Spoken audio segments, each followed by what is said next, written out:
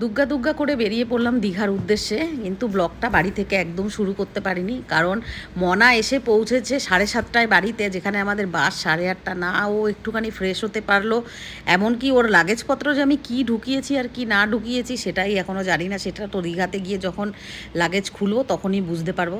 তো একদম চলে এসেছি সোজা টোটো ধরে আমাদের পাঞ্জাবি মোড়ে ব্রিজের ওপরেই এই দূরপাল্লার বাসগুলো দাঁড়ায়। তাই প্রণাম করে বলছি যেন ঠাকুর সুস্থভাবে যেতে পারি, আবার যেন ঠিক সুস্থভাবেই যেন ঘুরে বাড়ি আসতে পারি। গুগলকে রেখে যেতে হয়েছে মায়ের কাছে, মা চলে এসছে। তবে বাড়ি থেকে যদি শুরু করতাম তাহলে তোমরা দেখতে পেতে যে মা তো চলে এসছে, কারণ একা তো রাখা যাবে না। তো আমার ভাসুররা আছে যেহেতু পাশে, অনেকটাই সেফ। আর আমার বাড়িতে যেহেতু চারিদিকেই একদম 8টা ক্যামেরা চারিদিকে লাগানো, সেই দিক থেকে আমার কোনো প্রবলেম হবে না। তো দাঁড়িয়ে আছি, আর মনা এখানে এসেও মানে নিস্তার নেই। এমন সময় উইকেন্ডে আমরা যাচ্ছি যেখানে কোনো হোটেলও নেই। এখানে দাঁড়িয়ে দাঁড়িয়ে আমরা হোটেল বুক করার চেষ্টা করছি, কিন্তু কোনো হোটেল ফাঁকা নেই। আমরা একটু 5 স্টার হোটেল চাইছি যেখানে সুইমিং পুলও থাকবে। তো যাই হোক, ফোন করতে করতে চলে এসছে আমাদের বাস। তো এই বাসটা দেখো, এটা চিত্তরঞ্জন থেকে ছাড়ে, যেটা একদম দীঘা, নিউ দীঘা লাস্ট, মাঝখানে যে কটা বাঁকুড়ার দিকে যে কটা স্টপেজ পড়ে সেখানেই যায়। তো আগে থেকেই আমরা টিকিটটা বুক করে নিয়েছিলাম, যেটা আমরা স্লিপার ক্লাস যেটা হয় ওপরে। আর এটা পুরো এসি বাস একদম। এখানে কোনো রকম মানে বাড়তি প্যাসেঞ্জার না যে সবাই মিলে উঠবে সেরকম না, যে কজন সিট থাকবে সেই কয়জনই উঠবে। তো এই বাসটা খুব কমই যায়, একদিন বাদে বাদে আমাদের ওখান থেকে আসে, আবার একদিন বাদে বাদেই দীঘা থেকে যায়। চিত্তরঞ্জন থেকে ছাড়ে, যেখানে আমরা পাঞ্জাবি মোড় থেকে চাপলাম, তারপরে দাঁড়াবে তোমাদের সিটি সেন্টার, তারপরে দাঁড়াবে দুর্গাপুর বাস স্ট্যান্ড, তারপরে বাঁকুড়া, তারপরে বিষ্ণুপুর, বড়জোড়া, সমস্ত জায়গায় যেগুলো স্টপেজ আছে ওখানে। আর আমরা খাবার তো প্যাক করেই নিয়েছিলাম, কারণ আমি ভাবছিলাম হয়তো বাস কোথায় দাঁড়াবে না দাঁড়াবে, তাহলে বাসে বসেই খেয়ে নেবো।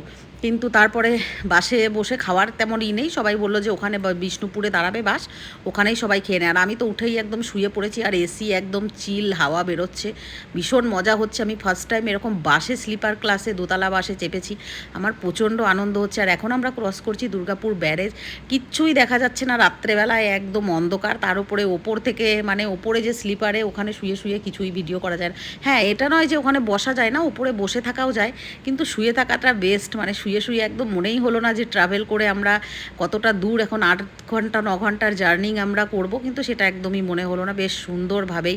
তো বাস একদম এসে পৌঁছেছে এখন বিষ্ণুপুরের, যেখানে ঢাবাতে ওখানে দাঁড়ায় সবাই, ওখানে খাবার খেয়ে নেয় কিনে কিনে। তো আমিও বোকামি করেছি, খাবার কিনে না বাড়ি থেকে না বানিয়ে আনলেই ভালো হতো, এখানে খাবার আছে তো ভালোই হলো। গুগল একদম গরম গরম রুটি বানিয়ে দিয়েছিল, আর আমি তো চিলি চিকেন বানিয়েই নিয়েছি।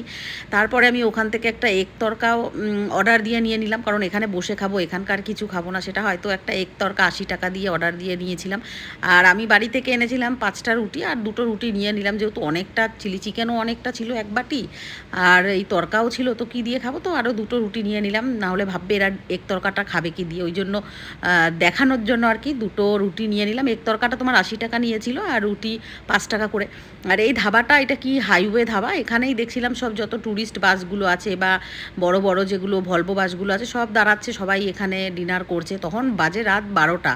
তো 12টার সময় আমরা খাচ্ছি, পেটে তো যখন সামনে রয়েছে এরকম চিলি চিকেন, আর গন্ধ পাচ্ছি, ব্যাগের ভেতর থেকে গন্ধ আসছে, তো পেট তো একদম, মনারও পেট মোড়াচ্ছে, আমারও মোড়াচ্ছে। তারপরে খেয়ে টেয়ে উঠে গেলাম, আর শুয়ে শুয়ে এরকম পূর্ণিমার চাঁদ দেখতে দেখতে পাড়ি দিলাম দীঘার উদ্দেশ্যে।